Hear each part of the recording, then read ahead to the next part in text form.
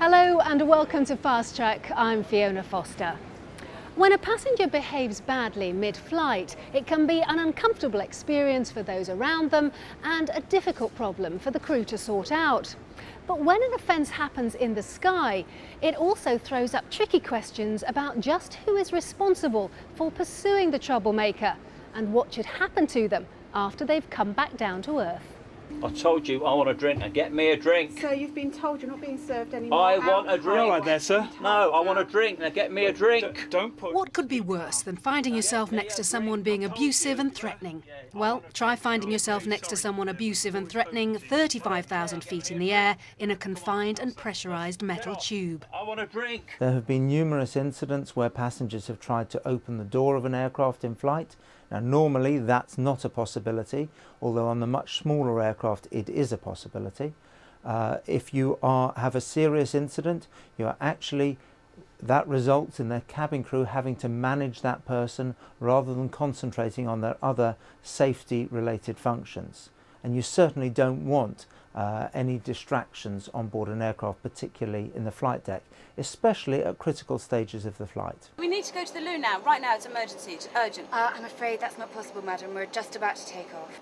The cabin crew from Monarch Airlines behind me are being trained to deal with unruly passengers, a problem which, according to IATA, the International Air Transport Association, is getting worse. Last year, their figures show that there was one disruptive passenger in every 1,000 flights, an increase of over 600% in just 2 years. Could you please return to your seats? Over the past few years, we've been collecting more information about unruly passengers. We've been collecting information from our airline members and collecting it in a large database. And it's clear that we've seen a rise of cases of unruly passengers. Now, part of it could be just because we're getting more reports and we're collecting more data. But generally, what we're hearing from our airlines is that there is an increase of unruly passengers and disruptive passengers just over the past few years. So why do an increasing number of passengers appear to be getting angrier on board? One theory is that the experience of flying these days is far from the exciting jet-set experience it might once have been. Yes? Sorry, there seems to be a problem with the woman sat next to me. Aviation used to be fun.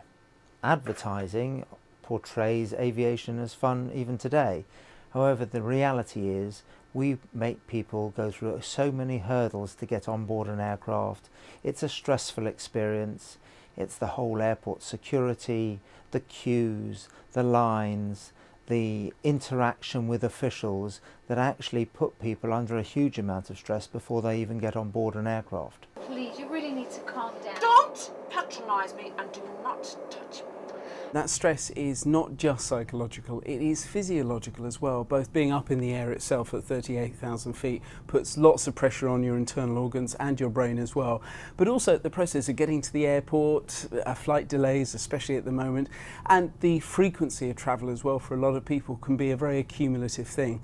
And so in many ways for some people, really air travel creates, if you like, the perfect storm. There is a limit as to how much alcohol you're allowed to consume before boarding the plane, sir. Yeah, thank you.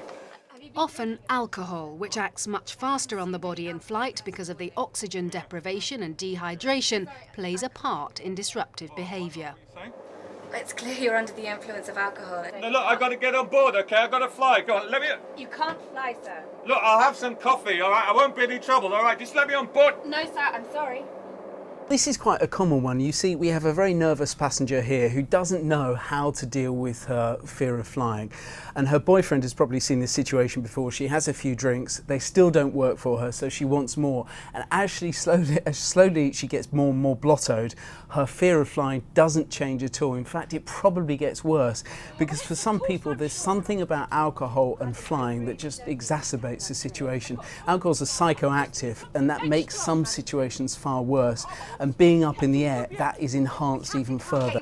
Sir, will you assist me? Maybe it'd be best if you just gave her another drink. I'm fine, just get me a drink. Yeah, I won't be doing that. When someone starts behaving badly on board, it's up to the airline crew to defuse the situation and keep the other passengers safe, which is why airlines like Monarch believe training is essential and take a tough line on troublemakers. Zero tolerance. We absolutely will not tolerate it at all, which is why we do put the emphasis in training our crew, and our flight deck, our captains are very clear that in the event there is the slightest issue concerning the safety of the other passengers on board the aircraft, the crew, or ultimately the aircraft, then they should take the appropriate action. Now that's an expense to us, but obviously we have to put safety absolutely as our first priority. Your behaviour on board the aircraft continues to be unacceptable and a cause of concern. If talking to an unruly passenger doesn't calm them down, the crew read them a written warning. Get me a drink. Just come with me, please. Just going to sit you down. Should that fail and a passenger become physically abusive, as a last resort, they'll restrain them in their seat. It's up to the pilot to decide, on advice from his crew, whether to divert the plane and drop off the passenger before continuing the journey. Monarch has had 60 air rage incidents in the past year, 9 of which were considered serious and 4 of which resulted in the flight being diverted. Just keep him still. An international blacklist of air rage passengers has been suggested by some in the industry, including Richard Branson, who once engineered a British lifetime ban on air travel for a man who had broken a bottle of vodka over a stewardess's head. But so far that's been seen as too difficult to implement. So what can be done? It's what happens or doesn't happen after the plane lands that concerns IATA. They say that out of the 10,000 cases they looked at, only in 10 of them did the authorities go further than meet the passenger on arrival. When it comes to unruly passengers, there is a clear jurisdictional gap that we need to close. The home country laws often do not apply to the passenger coming from another country. So what is often the case is if a passenger is coming from another country, whether it's the United States, whether it's the UK, whether it's the Middle East, if they are unruly and they cause problems and they may be clearly breaking the laws, what happens is that they're just given a slap on the wrist, they're told not to do it again, and they're sent home. In their effort to have this changed, IATA have presented their findings to the UN's International Civil Aviation Organization, who've said they'll look at the issue of unruly passengers at their next assembly in the autumn.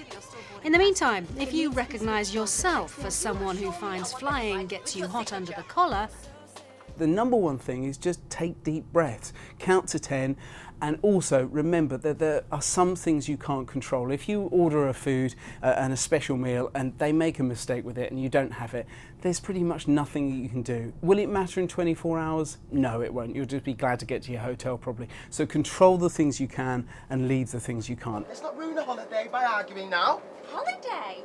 You call that a holiday? So what do you think? Should troublemakers be prosecuted more often?